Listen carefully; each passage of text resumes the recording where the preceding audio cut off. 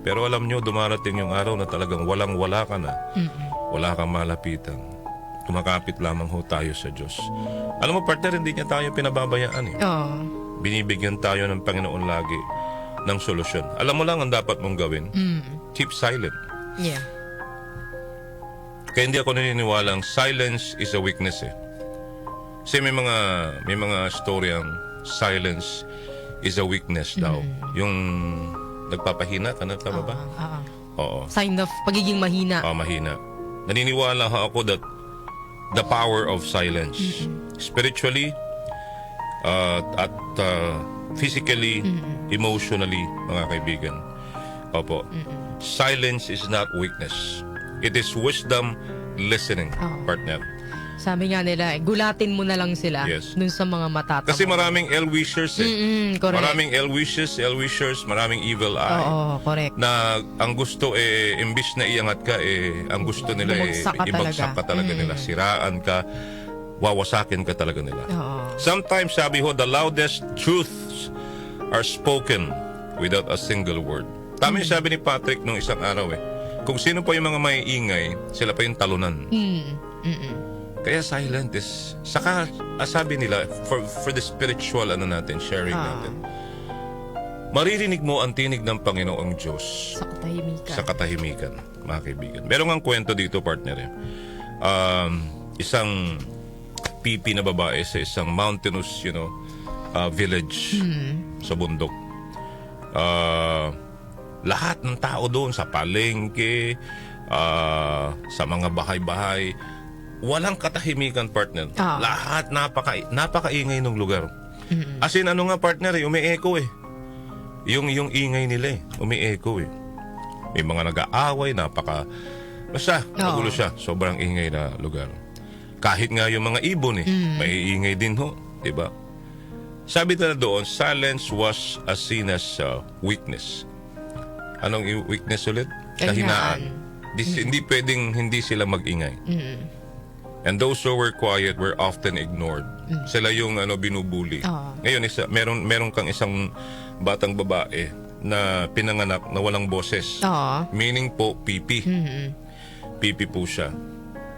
From the moment she could walk, di ba? Itong mga mga kalugar niya, lagi siyang binubuli, partner.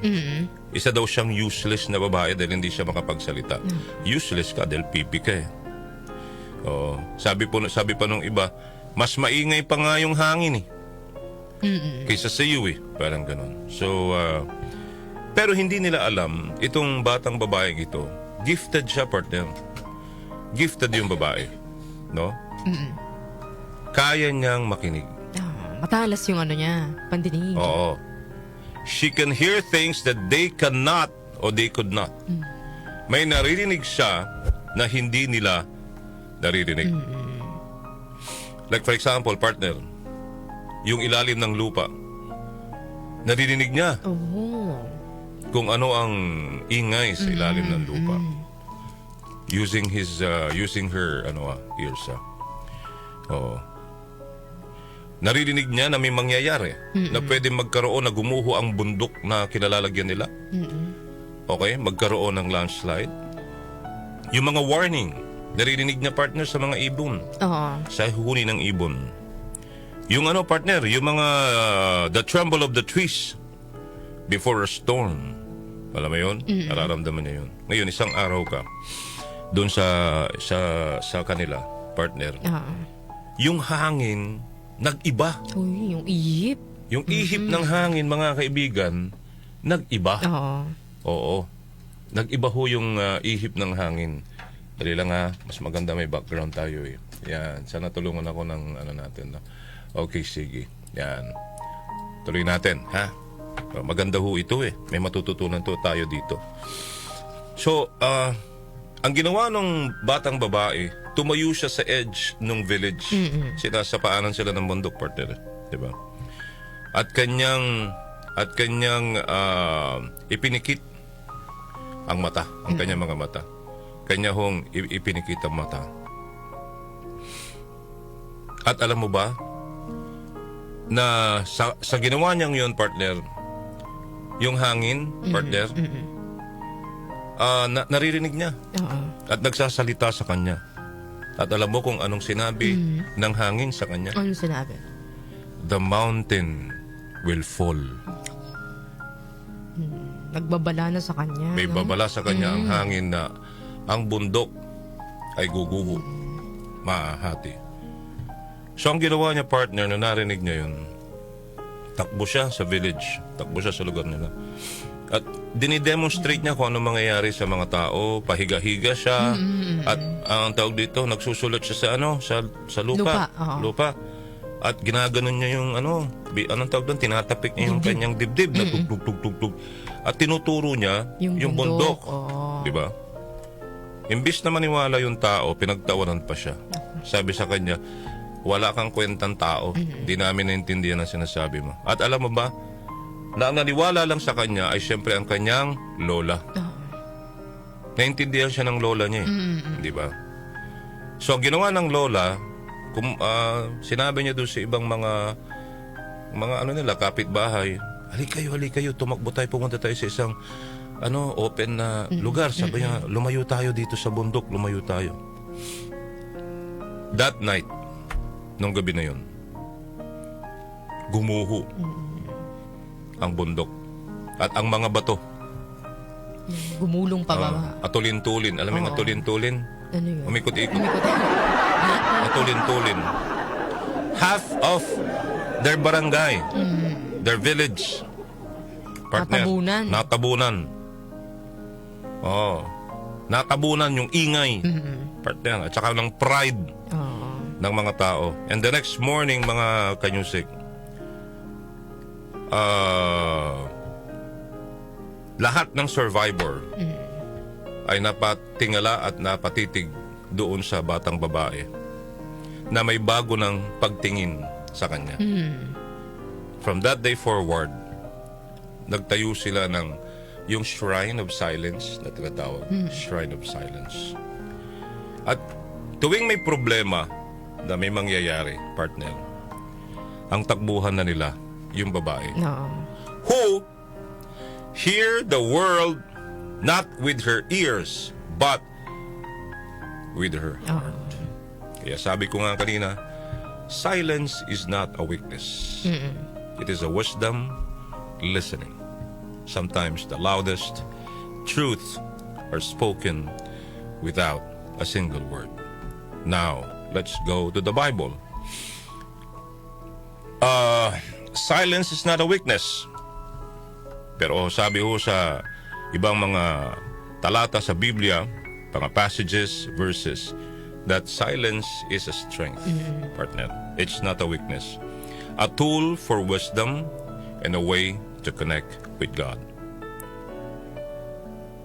Silence kasi, partner, is part of the what you call waiting and waiting for God's timing. Yun, kukonect natin. Tahimik ka lang. Tahimik ka lang. Huwag may pagmamalaki na ganito. Correct. Wag mong may plano ka, wag mong sasabihin. Dahil maraming ang inggit eh. Oo. Diba? The ill wishers eh. Ang dami niyan, partner. Diba? Sabi nga ho sa Isaiah 30:15, waiting and calm. It's a source of strength, mga kaibigan. This suggests that being silent daw po and trusting in God's timing is a way to find resilience. Nagpapatibay po sa atin. Diba? Sinabi rin ho sa Proverbs 17:27-28 that whoever retrains his words has knowledge, and that even a fool can be considered wise when they keep silent. This emphasizes that the ability to hold back words can be a sign of wisdom and understanding. Silence lang. Kada maingay, o pala pagmalaki, nagano yung anak ko, ay ako, nagalito ganyan. Tahimik ka na lang. Kung may problema ka, tumahimik ka. Ngayon, pwede mong ilapit sa mga tunay mong kaibigan. Mabibilang lang ho yan sa ating mga daliri. Well, dito po sa atin, people come and go, friends come and go. But iba ho yung tunay na alam mong pag tumawag ka sa kanya, maiintindihan ka niya. Correct. Ladies and gentlemen, silence, if we talk about the Bible, also emphasizes the importance of listening, both to God and to others. Silence can be a way to hear God's voice and guidance, as well as to better understand the needs of others. All right?